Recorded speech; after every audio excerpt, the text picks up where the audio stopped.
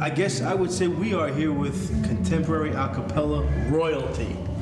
Accurate. What do you think about that, guys? We prefer luminaries. This is Sean, right? This is Sean. You're the originator, right? Originator. Okay. I'm one of the two founders of Rockapella. We've been around for 10 years. Okay. And sir, Barry Carl. Barry, you're from the West Coast. Originally, yeah. Los Angeles. The first question I guess we should ask is why Rockapella? How the name? And kind of unique your style, but where did it come from? Whose concept? Two of us, Elliot and I, he's the baritone of the group. We founded the group after we had left college, and in college we had sung in a barbershop octet. Mid 70s? Early 80s. Early 80s. Okay. And we got to New York and we wanted to keep singing, so we put together a street corner group doing mostly barbershop and some doo-wop standards. And we put out the Hat, Columbus Avenue and 76th Street in front of the Haagen-Dazs. People started throwing in money. I pitched in $1. They hired me. You Barry, I think you gave us a 5, and when anybody gives us a 5 or a 10, they're like lifetime members of the group. Well, there are a lot of groups who have a lot of talent but never get that break. You got to be very persistent.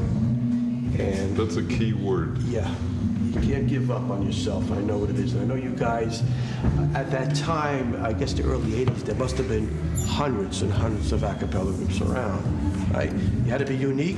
You guys were unique. You had to have talent. You guys had talent. But there were other groups like that. What do you think was what gave you a break? What could you... Timing. Timing? Okay. You're knocking on doors and going all over and singing for free all over it? We promoted ourselves tirelessly. In fact, from the beginning, we always took money that we made from gigs and we put it into promotional materials and sent out tapes to every party planner and every event coordinator and every TV show. We sent out stuff and A lot of freebies. We also, Oh, yeah. we paid dues. We Did you sang have a regular lot of... jobs too, or did you try to get into this? You worked. oh yeah, we You had to work. Yeah, at the beginning, we certainly had to support ourselves in other ways. We were doing weddings and parties and stuff like that. And actually, we made some wonderful acquaintances and contacts doing just that kind of stuff that kind of came around and helped us later on in our career. How did the TV show come about?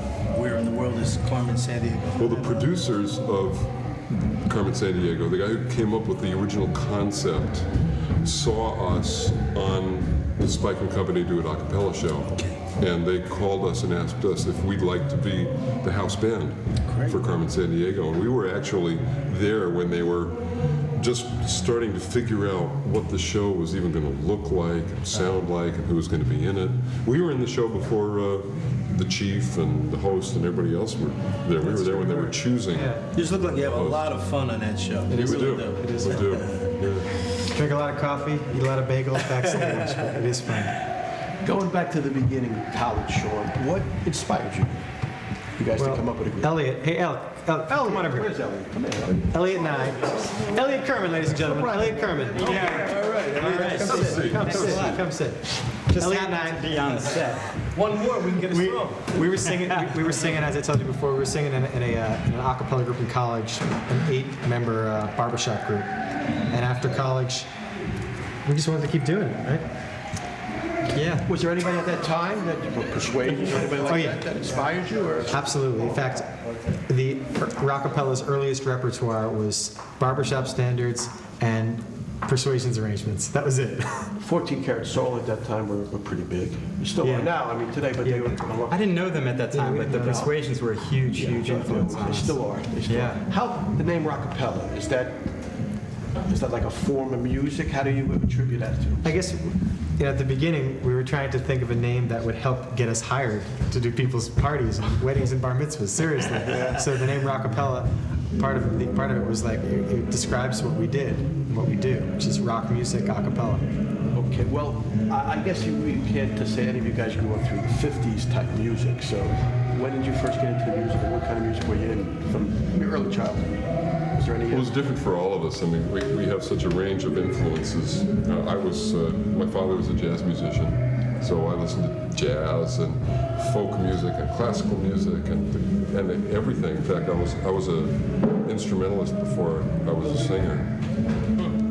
I My parents had a great jazz collection, so I listened to a lot of jazz and vocal music, Mel Torme and Ella, and also, I grew up with the Beatles and later with sort of 70s funk. So that's my... Sure. Yeah, we're from the same stuff. A lot of Beatles, a lot of folk music, and also, I always. I listened to Simon and Garfunkel a lot, and then from that, sort of Beach Boys, and of course, a lot of that stuff is derived from '50s doo-wop. And we got back to New York, started listening to Don K. Reed's doo-wop shop, and next thing I know, we're on that show, and that kind of, the doo-wop harmony has always been at the root of a lot of stuff we do. You find on your travels now, you've seen a lot of contemporary groups. I guess that's been primarily from California. I don't think they know what street corner is out in California. Well, now wait a minute. Do you find that street corner is kind of dying, the sound of street corner? A lot of the doo-wop sound, you mean? Yeah, but a lot of the groups. Even groups like Boys to Men on their records, they're going back to some of the doo-wop sounds. So they had a hit with In the Still of the Night. It was only 2 years ago. That I originally put out by a group called Charm. Really? What song is that? I don't think it's Well, that was arranged by my group Charm. Wow. We backed up Billy Joel, on for the longest time. Oh, is that right? It's Charm. It's the group I worked with. Yeah. We backed him up at Madison Square Garden for the longest time. That was fun. Let me ask you this now. For those folks out there who really don't know the differences between traditional and contemporary a cappella, how would you, kind of separate or explain the differences between the two styles? I think it's. A lot of it has to do with repertoire. And I think there's an arrangement style to it. Yeah, it's true. Right? Yeah, the vocal percussion. That's certainly. Well, but we do a lot. Stuff tends to be a lot more intricate than some of the basic doo-wop kind of stuff, where you have a much easier time hearing what's going on. Some of our arrangements get pretty complex, and the addition of vocal percussion really makes a big difference. Well, if you had advice, let's say it was a young group came up to you, say they were in high school or college, and they wanted to be an a cappella group, what advice would you give them? Plastic. I'd say sing a lot.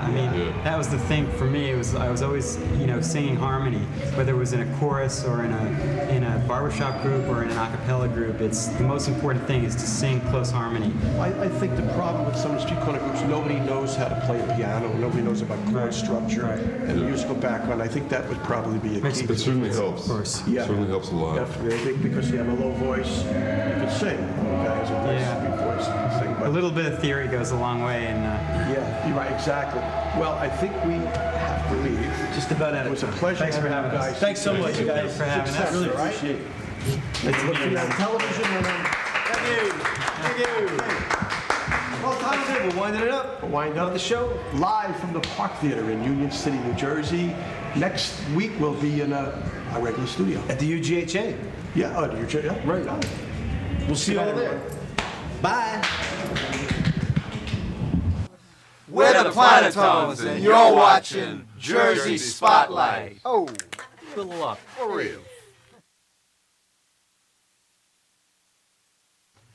Hi, we're the Cavaliers, and you're watching Jersey Spotlight.